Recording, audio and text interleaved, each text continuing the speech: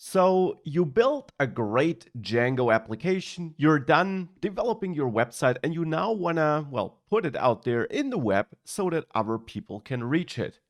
This is basically the point we reached at this point in the course.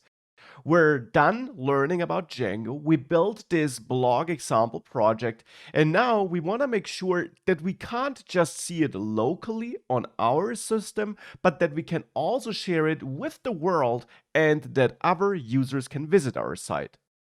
So, put in other words, we want to deploy our Django website.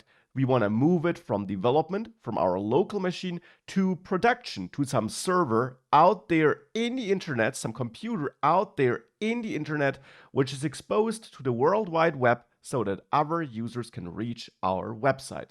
And that is exactly what this course section will be about. We will have a look at important deployment considerations and pitfalls when it comes to deploying Django applications, and I will explain in depth how you deploy your application.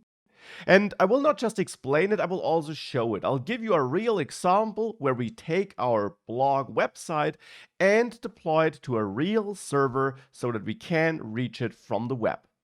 Now let's dive in.